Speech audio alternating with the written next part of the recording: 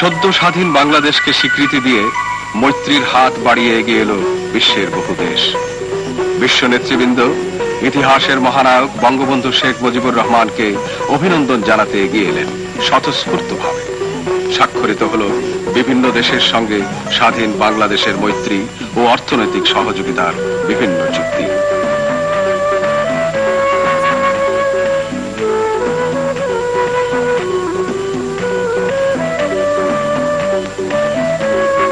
বঙ্গবন্ধু জাতিকে উপহার দিলেন অনন্য এক পবিত্র দলিল, বাংলাদেশের সংবিধান। বিপ্লবের পরে কেউ শাসনতন্ত্র 11 মাসে দিতে পারে নাই। এই বাংলার মাটিতে আওয়ামী লীগও আমরা দিয়েছি। আপনাদের দলিল জনগণের অধিকারের দলিল। 25 বছর কত সংগ্রাম করছে এই দলিলের জন্য, সেই দলিল বাংলার মানুষ পেয়েছে। জাতিসংঘে বাংলাদেশের প্রথম মুখপাত্র হিসেবে বঙ্গবন্ধু শেখ মুজিবুর রহমানের উপস্থিতি আজও আমাদের ইতিহাসে একটি স্মরণীয় ঘটনা। এই সর্বোচ্চ বিশ্ব ফোরামে তিনি প্রথম উচ্চারণ করলেন বাংলাদেশের নাম। প্রিয় প্রেসিডেন্ট, সর্বশেষে আমি মানবের অসাধ্য সাধন ও দ্রুহ বাধা অতিক্রমের অদম্য শক্তির প্রতি আমাদের পূর্ণ আস্থার কথা আবারও ঘোষণা করতে চাই। আমাদের মতো জাতিসমূহ যাদের অভ্যুদয় সংগ্রাম ও ত্যাগের মধ্যে দিয়ে এই আদর্শ বিশ্বাসী তাদের বাঁচিয়ে রাখবে। আমাদের কষ্ট স্বীকার করতে হতে পারে, কিন্তু আমাদের ধ্বংস নেই। মনে রাখতে হবে, জনগণের ঐক্যবদ্ধ ও সম্মিলিত প্রচেষ্টার মাধ্যমে শুধু আমরা আমাদের নির্দিষ্ট লক্ষ্যে পৌঁছতে পারি, গড়ে তুলতে পারি উন্নততর ভবিষ্যৎ। বিশ্বের বিভিন্ন দেশ থেকে এলো অভিনন্দন আর আমন্ত্রণ। প্রাচ্য, মধ্যপ্রাচ্য, পাশ্চাত্য সহ গোটা বিশ্বে বঙ্গবন্ধু অর্জন করলেন বিশ্ব নেতার সম্মান। সোভিয়েত ইউনিয়ন আমাদের স্বাধীনতা সংগ্রামে জুগিয়েছে অকুণ্ঠ সমর্থন। বঙ্গবন্ধু সোভিয়েত নেতা ব্রেজনেভের সঙ্গে সাক্ষাৎ করতে গিয়ে স্বাধীনতা সংগ্রামে সোভিয়েত জনতার সাহায্য সহযোগিতার জন্য তাদেরকে ধন্যবাদ জানালেন।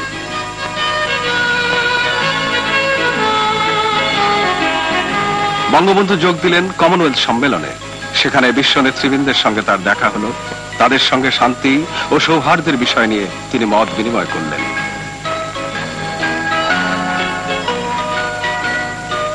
সৌদি বাদশাহ ফয়সাল বঙ্গবন্ধুকে তার দেশের পক্ষ থেকে সম্ভাব্য সব ধরনের সহায়তার আশ্বাস দিলে বঙ্গবন্ধু ঘোষণা দেন, আরবরা আমাদের ভাই, আমরা তাদের পাশে আছি। বঙ্গবন্ধু কুয়েতের আমিরের সঙ্গে সাক্ষাৎকালেও আরব জনগণের প্রতি বাংলাদেশের জনগণের ভ্রাতৃত্ব সুলভ মনোভাবের কথা জানিয়ে দিলেন আরেকবার।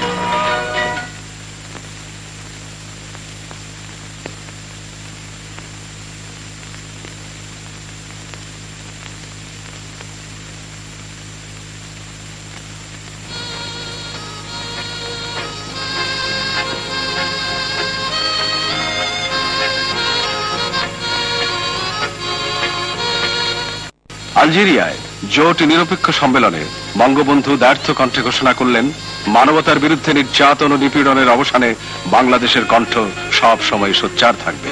তিনি তৃতীয় বিশ্বের দরিদ্র দেশগুলোর আত্মনির্ভরতা এবং অধিকার আদায়ের সংগ্রামে জোটকে একটি কার্যকর ফোরাম হিসেবে দাঁড় করাতে সকলকে সম্মিলিত প্রয়াসে এগিয়ে আসার আহ্বান জানালেন।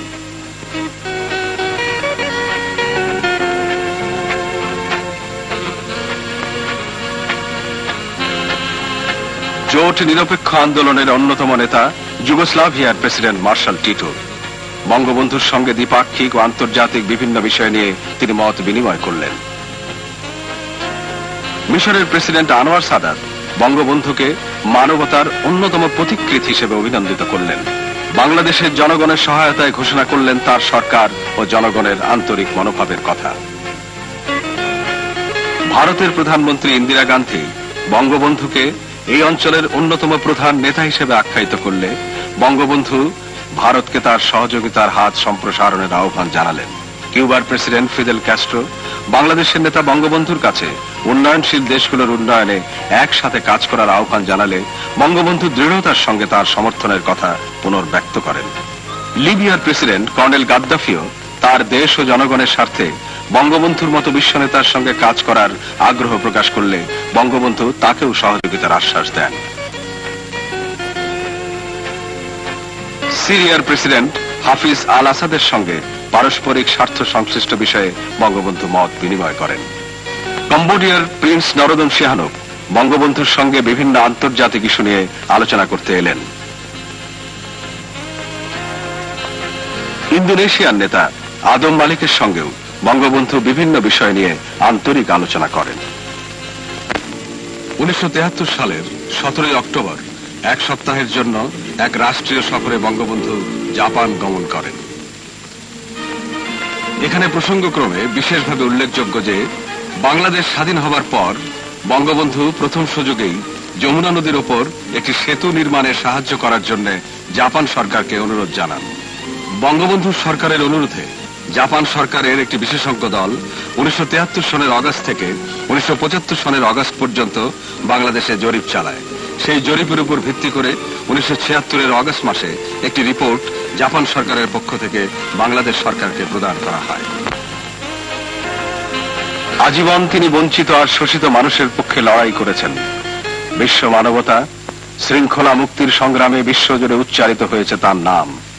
জোট নিরপেক্ষ সম্মেলন, ইসলামী সংস্থা, জাতিসংঘ ফোরাম সহ যে কোনো আন্তর্জাতিক শীর্ষ বৈঠক অথবা সম্মেলনে বঙ্গবন্ধু শেখ মুজিবুর রহমান কেবল বাংলাদেশের মানুষেরই প্রতিনিধিত্ব করেননি, প্রতিনিধিত্ব করেছেন শান্তি ও সৌহার্দ্যের পক্ষে বিশ্ব মানবতা।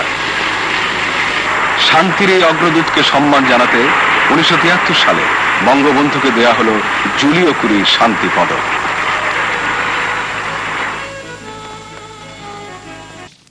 আপনারা বিশ্ব শান্তি আন্দোলনের সহমর্মী প্রতিনিধিরা আমাকে জুলিও কুরি শান্তি পদকে ভূষিত করেছেন। এই সম্মানের জন্য আমি কৃতজ্ঞ। কিন্তু একই সাথে আমি এটাও একান্তভাবে অনুভব করি যে এই সম্মান কোন ব্যক্তি বিশেষের জন্য নয়। এই সম্মান বাংলাদেশের স্বাধীনতা সংগ্রামে আত্মদানকারী শহীদদের, স্বাধীনতা সংগ্রামের বীর সেনানীদের। জুলিও কুরি শান্তি পদক সমগ্র বাঙালির জাতি, এটা আমার দেশের 7.5 কোটি মানুষের।